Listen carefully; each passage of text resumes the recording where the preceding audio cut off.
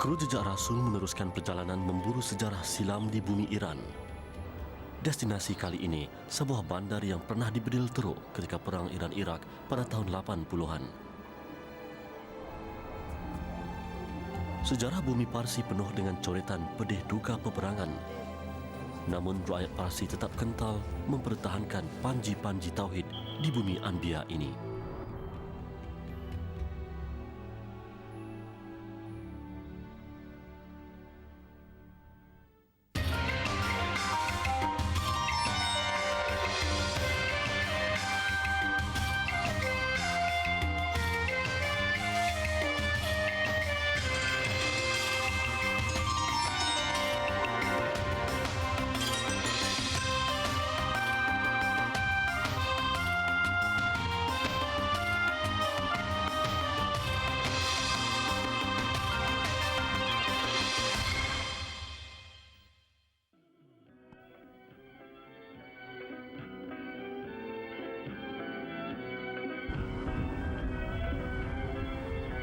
Setelah beberapa hari di Ram Hormuz untuk mengesan sejarah Salman Al-Farisi dan Nabi Khidir alaihissalam, kami meneruskan perjalanan ke bandar besar paling hampir dengan sempadan Iraq.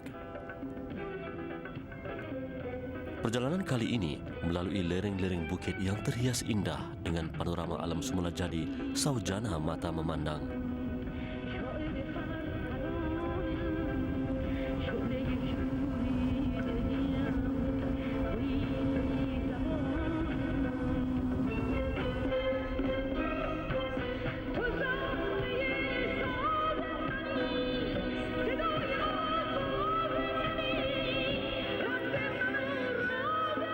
Terowong yang merintasi Bukit Batu ini satu manifestasi kemahiran masyarakat lampau memahat dan memotong Bukit Batu. Kepakaran ini terus diwarisi dari generasi ke generasi.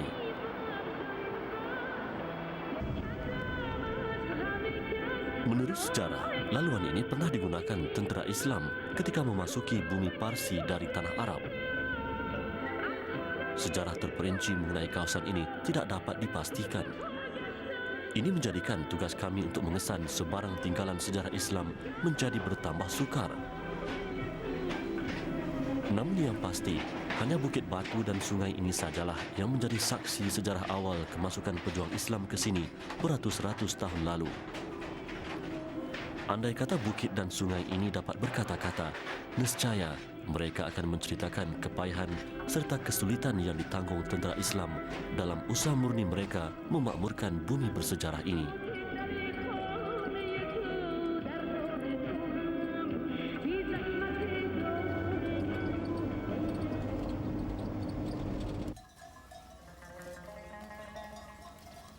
Setelah berada dalam kenderaan lebih 5 jam, kami tiba di sebuah kawasan subur menghijau yang jarang-jarang dapat ditemui di kawasan berbukit bukau ini.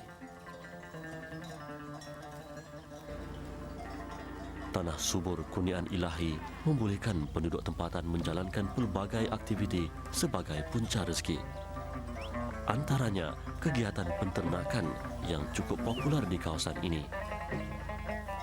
Selain untuk dimakan, kambing-kambing yang telah dewasa dijual untuk menyara keluarga.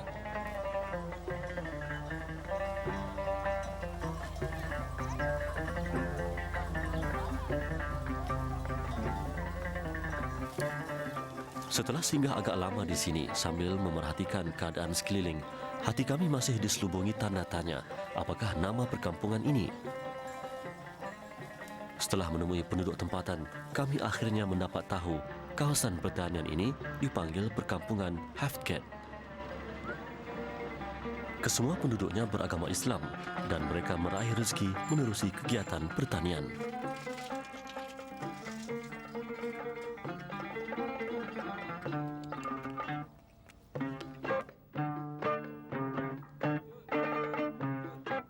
Setelah berehat secukupnya untuk melegakan otot yang letih akibat perjalanan yang jauh, kami sepakat untuk meneruskan perjalanan menuju ke destinasi.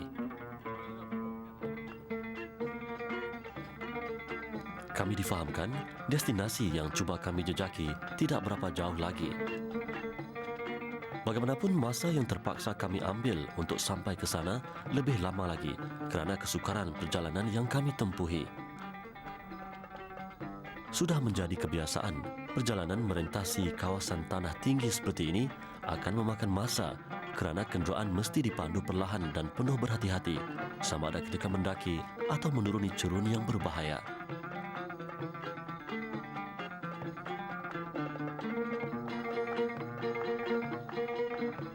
Walaupun kami sebenarnya agak gairah untuk cepat sampai ke tempat yang dituju, kami terpaksa juga akur dengan keadaan berbahaya seperti ini.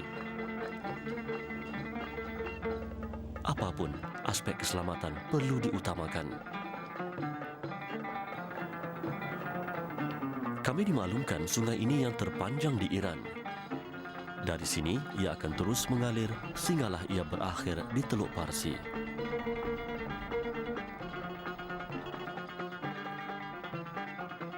Hakikatnya, kembara menuruni lereng pergunungan tinggi serta jurang dalam adalah pengalaman asing bagi kami.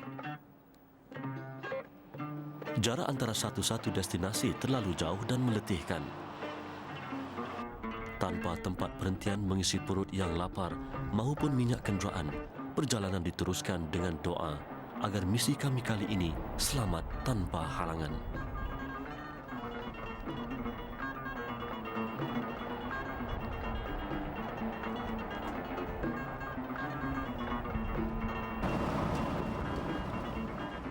Pemandu kami, Musawi, berpengalaman luas memandu kenderaan melalui jalan liku berbahaya seperti ini. Beliau yang berusia 53 tahun telah 12 tahun berkhidmat sebagai pemandu, termasuk membawa kru televisyen dari luar negara seperti kami.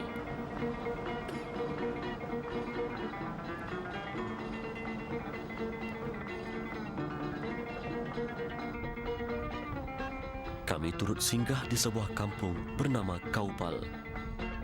Penduduknya berjumlah 2,000 orang dan kesemuanya beragama Islam. Kami difahamkan terdapat 3 buah masjid di perkampungan ini.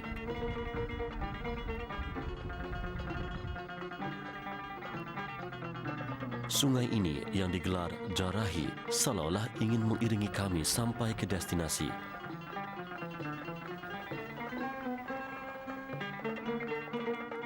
Sangka kami, perjalanan kali ini hanya menyaksikan gurun kontang serba tandus ternyata meleset. Sungai yang jernih airnya membuatkan kami akur dengan fenomena alam kurniaan ilahi.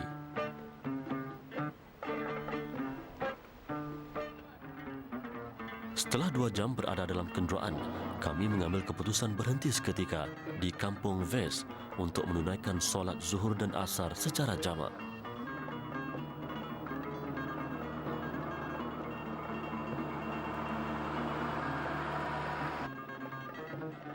Keseluruhan penduduk kampung ini beragama Islam.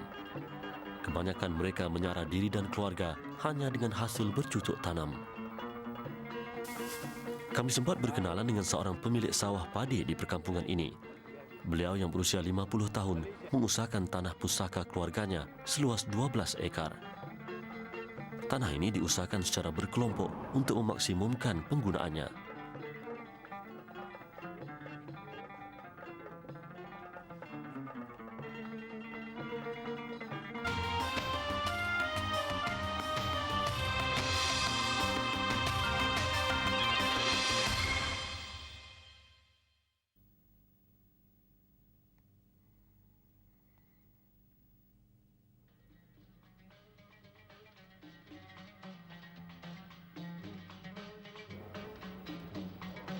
Persinggahan kami seterusnya, Bandar Ahwas.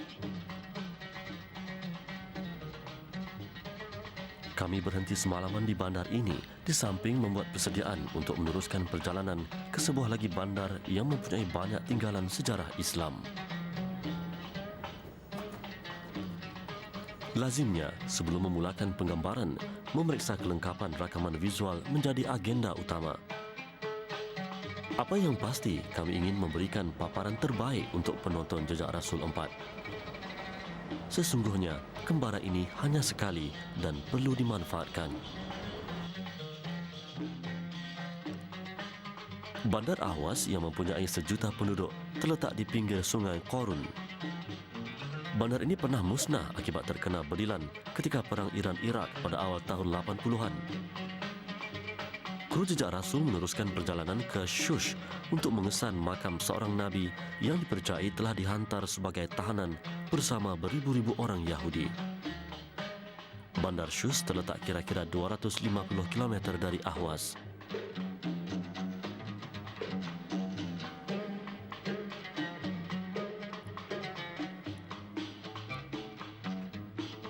Perjalanan kali ini membawa kru Jejak Rasul ke sebuah tempat istimewa yang belum pernah ditemui dalam mana-mana pengembaraan Jejak Rasul sebelum ini.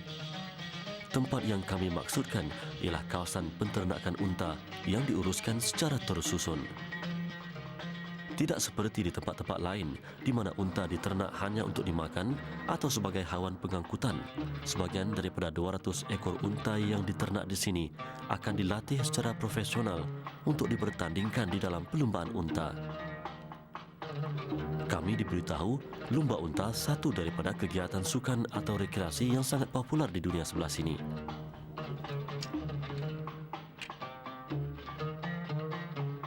Lebih menarik lagi, unta baka Iran telah diiktiraf sebagai antara spesies unta yang terpantas di dunia.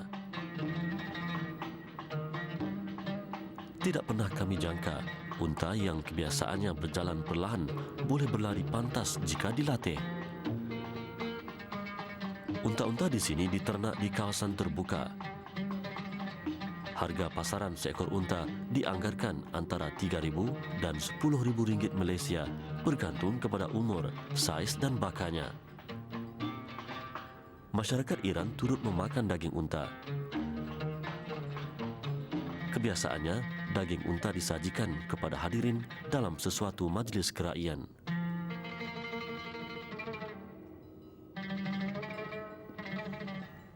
Kami difahamkan daging di bahagian tulang belakang adalah yang paling enak. Sejak beberapa tahun kebelakangan ini, daging unta turut diekspor ke beberapa negara Eropah.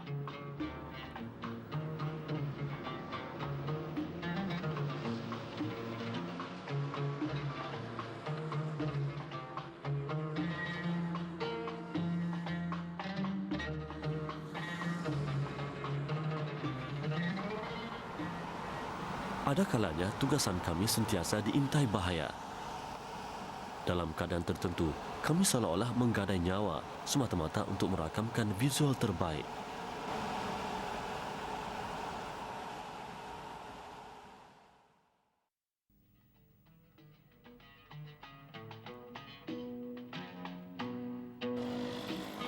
Shush yang terletak dalam jajahan Ahwaz adalah sebuah bandar purba. Bandar yang mempunyai 15,000 penduduk ini pernah menjadi ibu kota Parsi ketika pemerintahan dinasti Akhmania. Di sinilah kami mengesan makam Nabi Daniel alaihissalam, Nabi yang diutus kepada Bani Israel. Ketika di Israel, baginda telah dipenjarakan bersama-sama beberapa ekor singa ganas untuk membaham baginda. Dengan kuasa Allah Subhanahu Wa Taala, singa-singa itu menjadi jinak lalu berkawan dengan baginda.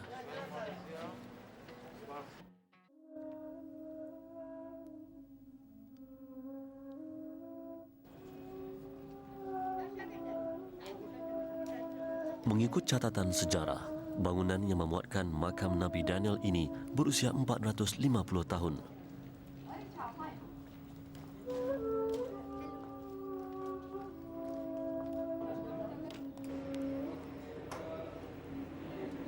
Nabi Daniel alaihissalam dilahirkan pada tahun 598 sebelum Masehi di Urushalim atau Jerusalem. Kerana kurang senang dengan ajaran baginda, raja ketika itu yang bergelar Bukhtani menangkap Nabi Daniel bersama pengikutnya dari kalangan orang Yahudi. Peristiwa ini berlaku pada tahun 539 sebelum Masehi ketika baginda berusia 59 tahun. Raja Bukhtani kemudian digantikan oleh Raja Cyrus. Raja Cyrus kemudian membawa Nabi Daniel ke Shush dan terus membebaskan baginda. Nabi Daniel alaihissalam kemudian tinggal di Shush selama 26 tahun dan meninggal dunia di bandar ini ketika berusia 85 tahun.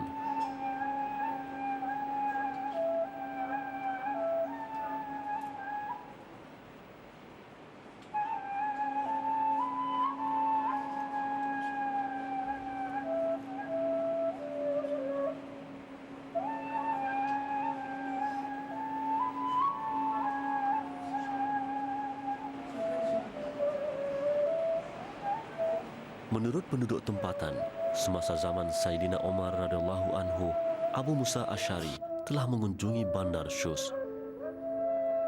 Semasa di Shus, beliau terlihat sebuah keranda kaca berisi mayat yang telah diawet.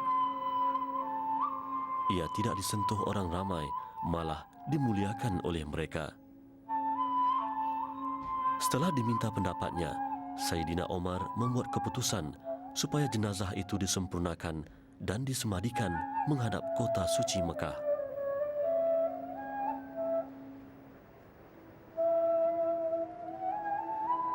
Sehingga sekarang, kaum Yahudi akan mengunjungi makam ini pada setiap bulan Rajab.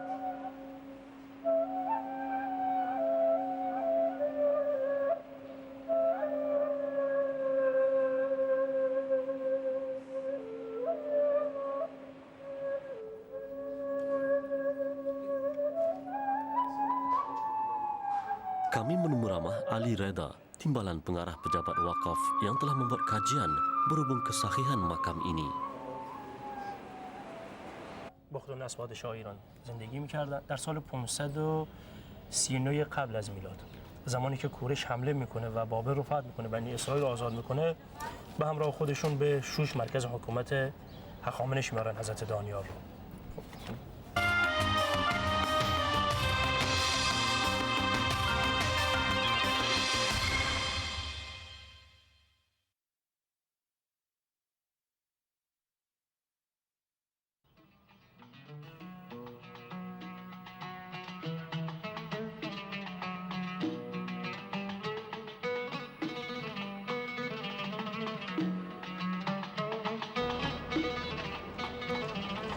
Berdekatan makam Nabi Daniel alaihissalam terdapat sebuah kubu atau kota lama yang dikenali sebagai Akropolis. Kubu ini dibina pada akhir kurun ke-19 oleh pakar arkeologi berbangsa Perancis. Ia dibina sebagai tempat berlindung daripada serangan kabilah-kabilah Arab di rantau ini.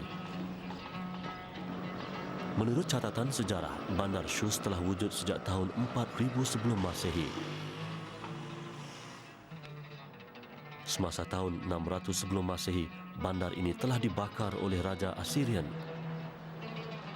Ketika era pemerintahan Raja Darius, bandar purba ini dibangunkan semula dan kemudian berkembang pesat. Ketika tahun 331 sebelum Masehi, bandar ini jatuh ke tangan pahlawan terbilang Iskandar Zulkarnain.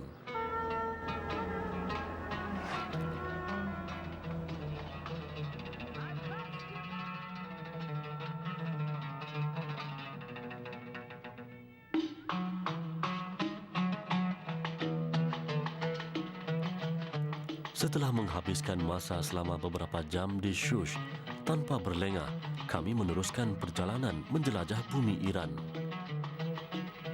Apabila ditoleh kembali sejarah pengembaraan kami, ternyata penemuan tinggalan Islam ada kalanya tidak pernah dirancang.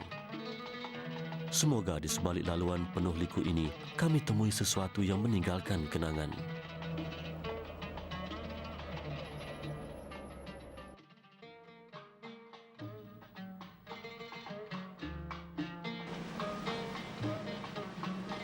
Kami sempat berhenti seketika di sebuah bandar yang dipanggil Shustar. Ketika di bandar ini, perhatian kami tertumpu kepada tinggalan ini yang dipercayai sebahagian kincir air yang dibina sebelum kedatangan Islam ke bumi Parsi.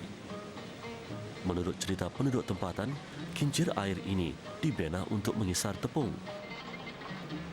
Kami juga difahamkan kincir air ini dibina ketika era pemerintahan dinasti Shapur yang pertama, iaitu pada kurun ke-8 hingga ke-10 sebelum Masehi. Di samping mengisar tepung, kincir ini juga digunakan bagi tujuan saliran dan pertanian. Penduduk tempatan mendakwa inilah sistem pertanian pertama di dunia yang menggunakan air terjun.